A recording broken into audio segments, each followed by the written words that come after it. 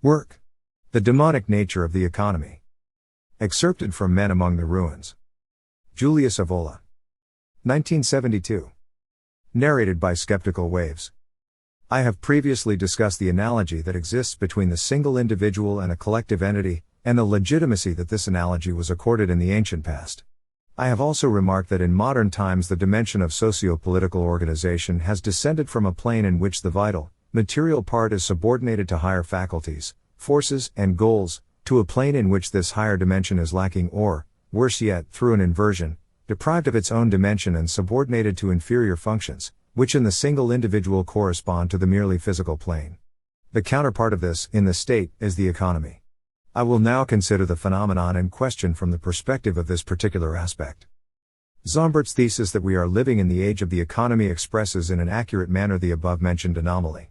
He is referring, first of all, to the general type of an entire civilization. All the exterior aspects of power and of technical industrial progress of contemporary civilization do not detract from its involutive character, rather they depend on it, because all this apparent progress has been realized almost exclusively in terms of the economic interest, insofar as this interest has overshadowed all others. Nowadays it is possible to speak of a demonic nature of the economy, because in both individual and collective life the economic factor is the most important, real, and decisive one. Moreover, the tendency to converge every value and interest on the economic and productive plane is not perceived by Western man as an unprecedented aberration, but instead as something normal and natural, and not as an eventual necessity, but as something that must be accepted, willed, developed, and praised.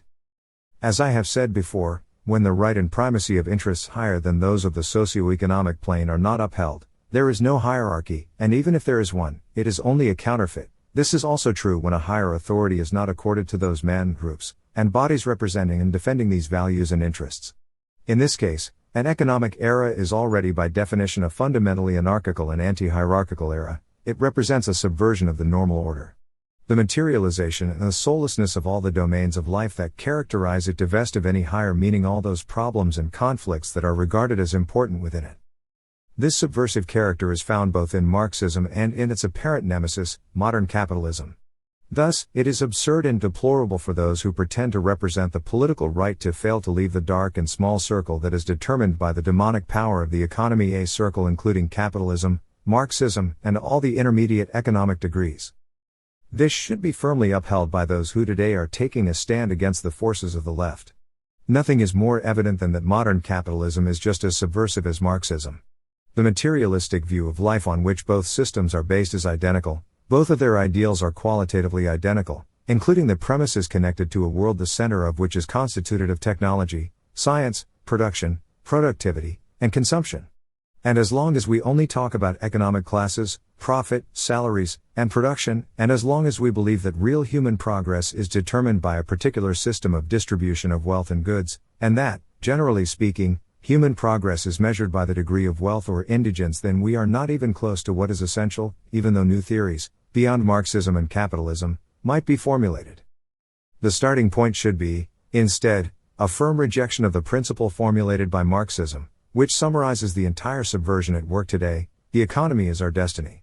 We must declare in an uncompromising way that in a normal civilization the economy and economic interests understood as the satisfaction of material needs and their more or less artificial appendices have always played, and always will play, a subordinated function. We must also uphold that beyond the economic sphere an order of higher political, spiritual, and heroic values has to emerge, an order that neither knows nor tolerates merely economic classes and does not know the division between capitalists and proletarians, an order solely in terms of which are to be defined the things worth living and dying for. We must also uphold the need for a true hierarchy and for different dignities, with a higher function of power installed at the top, namely the imperium. But where is the battle waged today in these terms? The social question and various political problems are increasingly losing any higher meaning, and are being defined on the basis of the most primitive conditions of physical existence, conditions that are then made absolute and removed from any higher concern.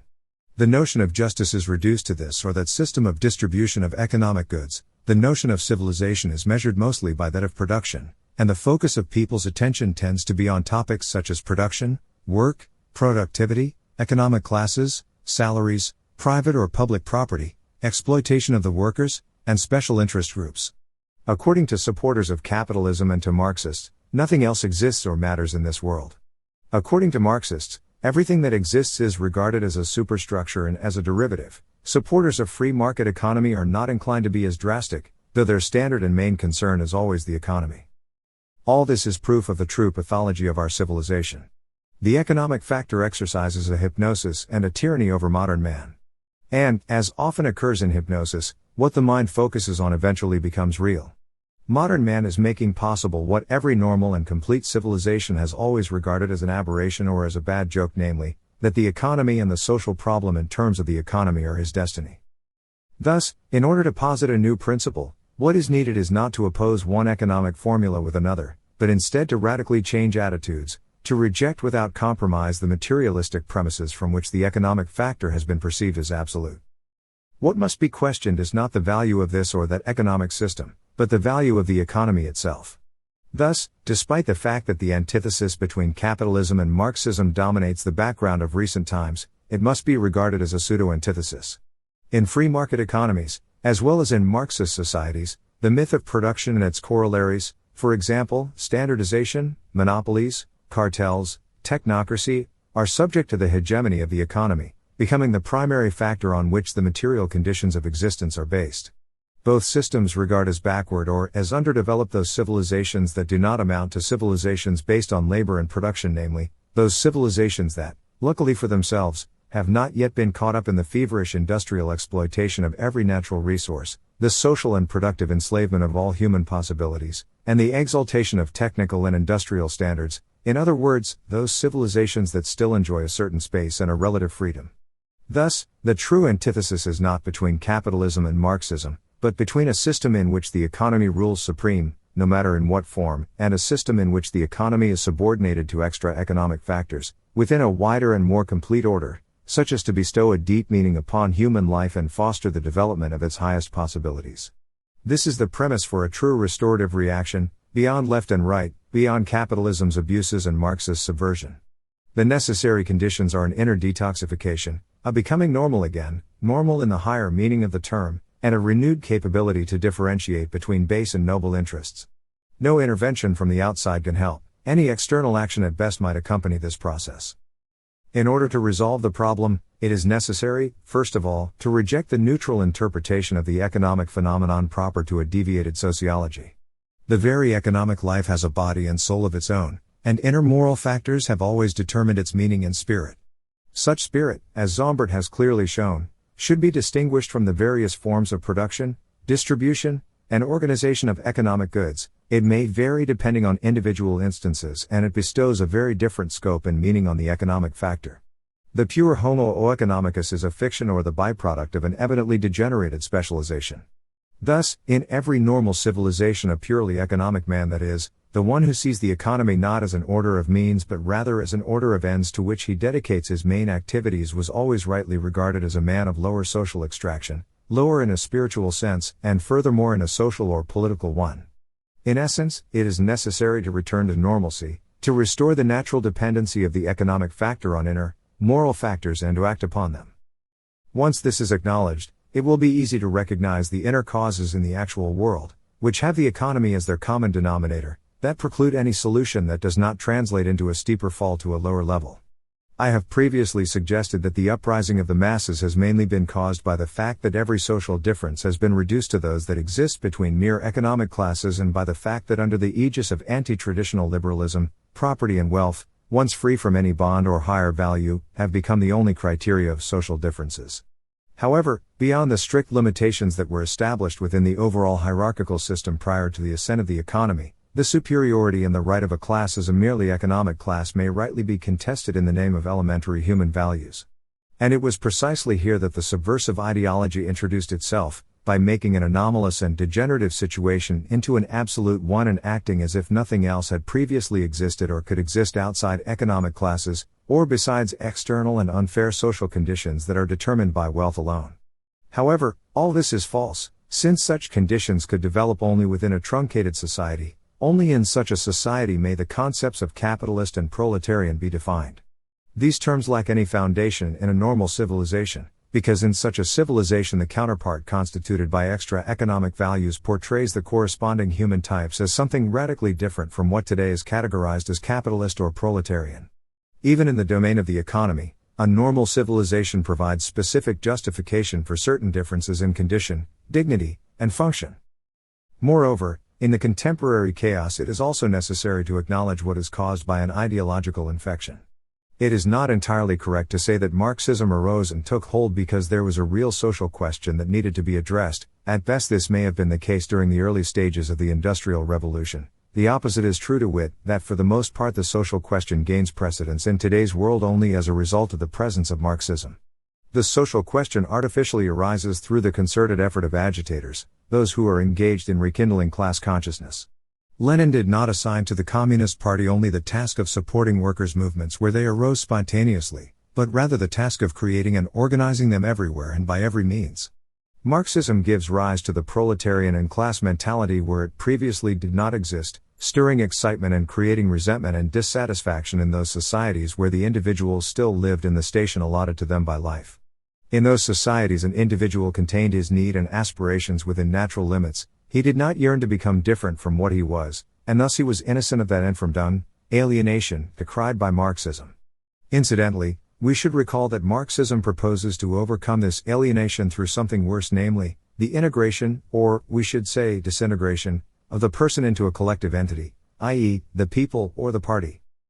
I am not espousing an obscurantism for the benefit of the ruling classes. As I have stated previously, I dispute the superiority and the rights of a merely economic class living in a materialistic fashion. Nevertheless, we need to side against the idea or myth of so-called social progress, which is another of the many pathological fixations of the economic era in general, and not the legacy of leftist movements alone. To this effect, the eschatological views of Marxism do not differ very much from the Western views of prosperity. Both Weltanschauungen, worldviews, essentially coincide, as do their practical applications.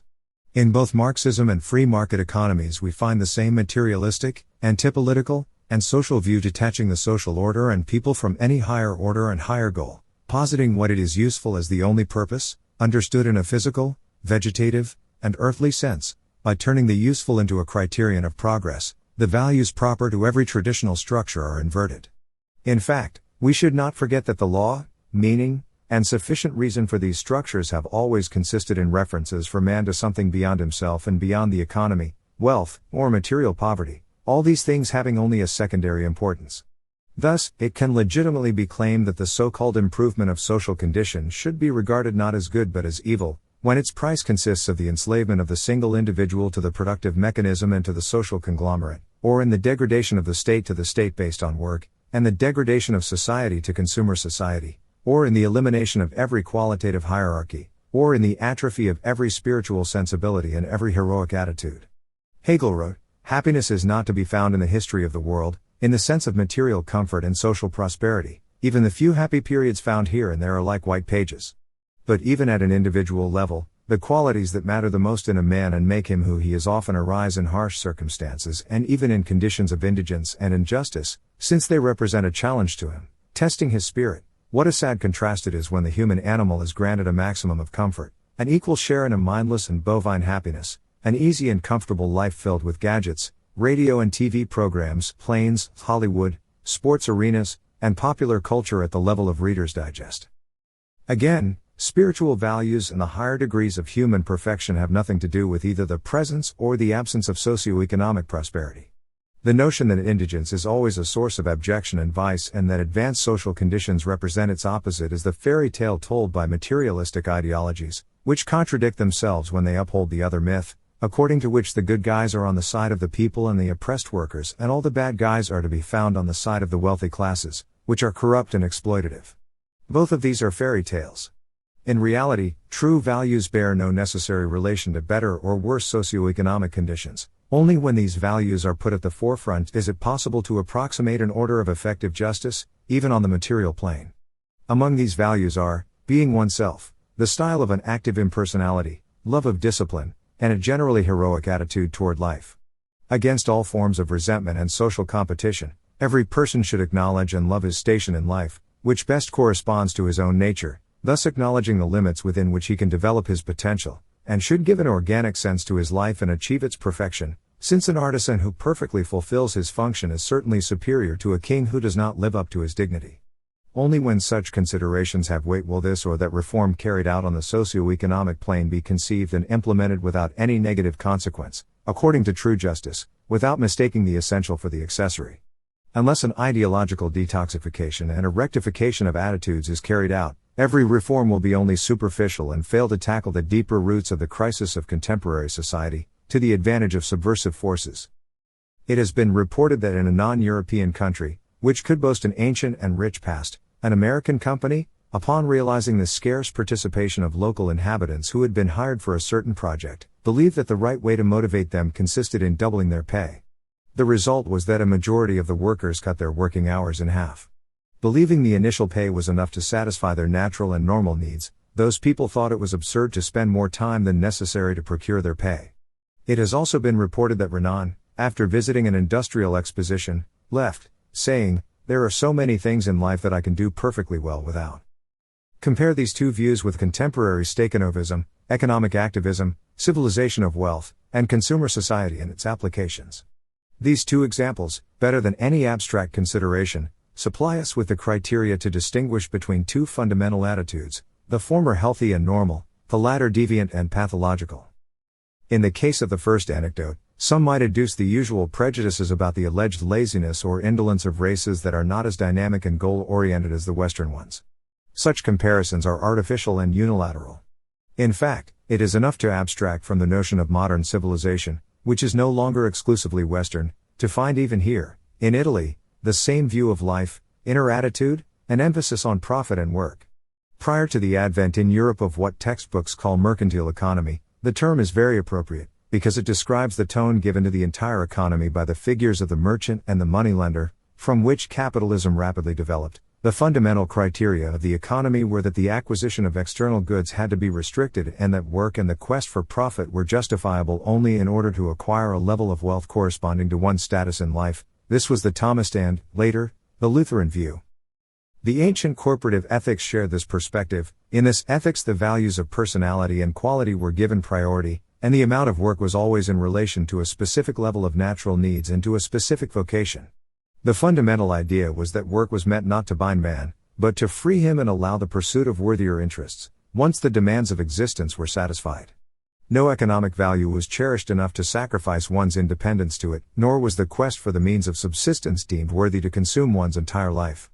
Overall, the above-mentioned truth was acknowledged that human progress must be defined not on an economic and social level, but rather on an inner plane. In other words, progress does not consist in leaving behind one's ranks to become successful, or in increasing the amount of work in order to gain a position that one is not qualified for.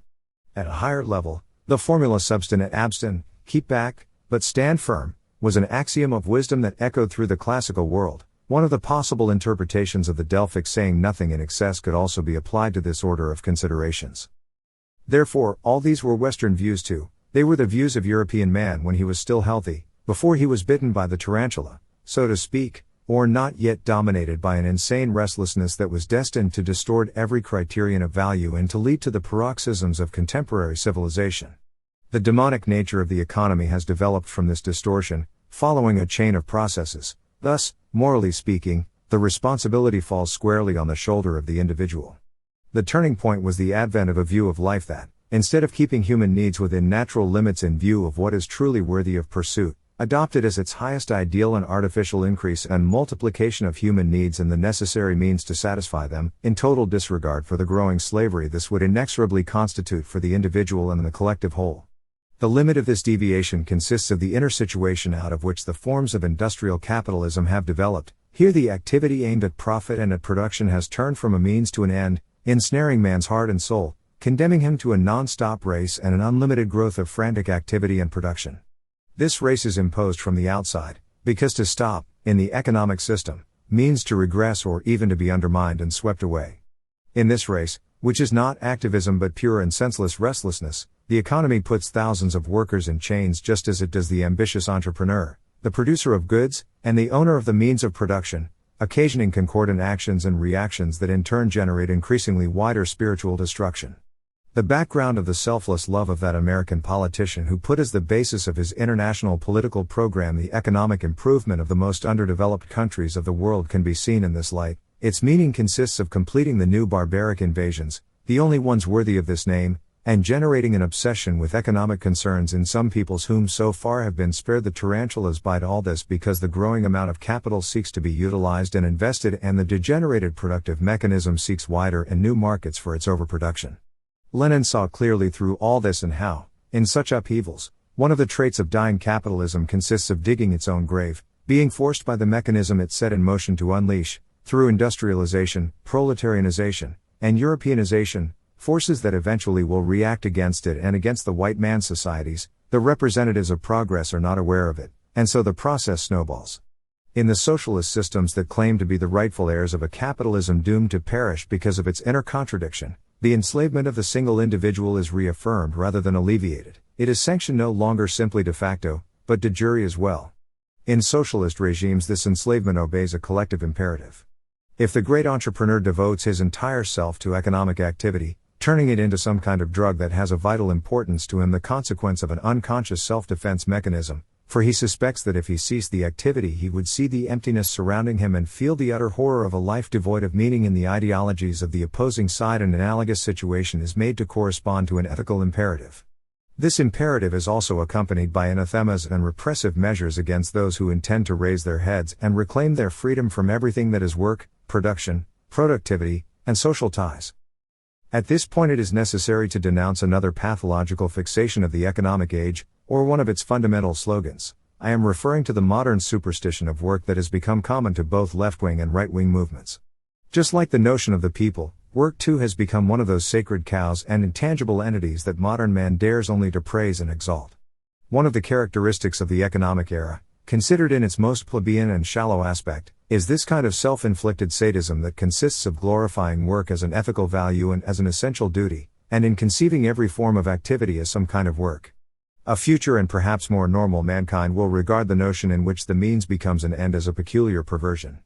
Thus, work ceases to signify something that is imposed only in view of the material needs of existence, and to which no more room should be given than is required according to the individual and the status of his rank. On the contrary, work is absolutized and seen as a value in itself, and is associated simultaneously with the myth of paroxysmal and productive activity. Moreover, we come to a real inversion. The term work has always designated the lowest forms of human activity, those that are more exclusively conditioned by the economic factor. It is illegitimate to label as work anything that is not reduced to these forms. Rather, the word to be used is action. Action, not work, is what is performed by the leader, the explorer, the ascetic, the pure scientist, the warrior, the artist, the diplomat, the theologian, the one who makes or breaks a law, the one who is motivated by an elementary passion or guided by a principle. But while every normal civilization, thanks to its upward orientation, intended to bestow a character of action, creation, and art even upon work, see, for instance, the corporations in the ancient world, exactly the opposite is happening in the present economic civilization. Even action, or whatever is still worthy of the term, is increasingly attributed the character of work, i.e., an economic and proletarian character, almost out of a masochistic pleasure in degradation and contamination. Thus, we have gone as far as formulating the ideal of a state based on work and fantasizing about a humanism of work, even in milieus that profess to be anti-Marxist.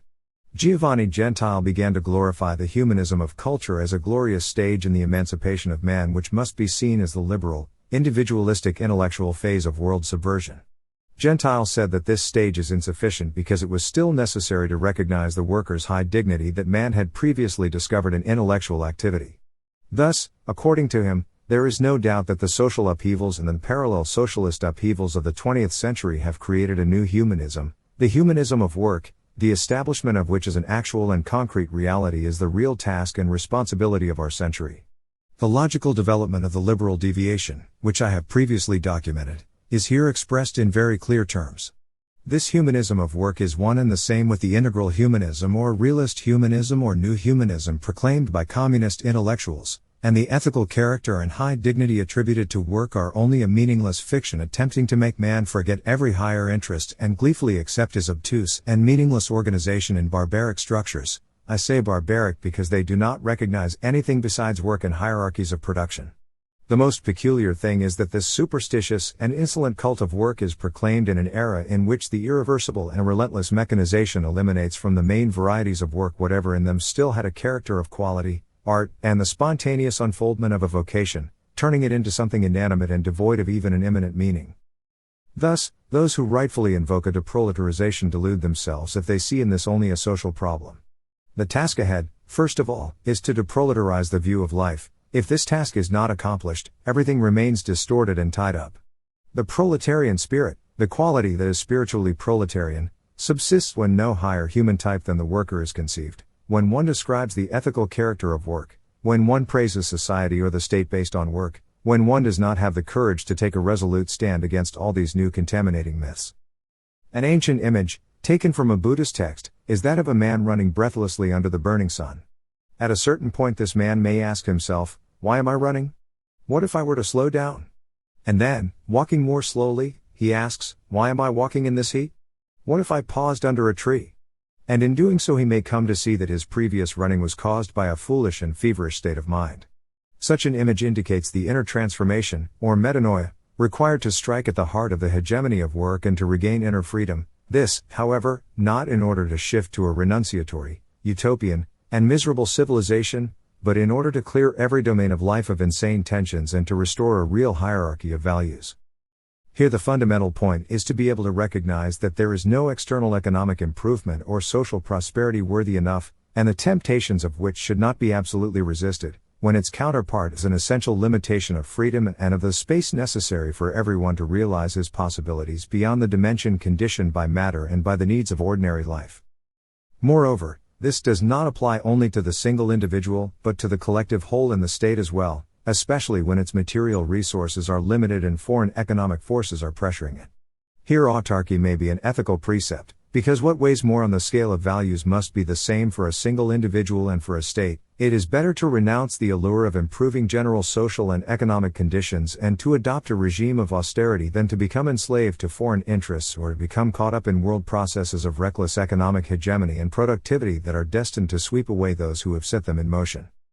The overall contemporary situation is naturally such that my considerations mean nothing less than swimming against the current. While this does not affect their intrinsic value, it must nonetheless be acknowledged that the single individual cannot react and subtract himself from the overall mechanism of the economic era other than in a restricted and limited way, and also given certain more or less privileged conditions.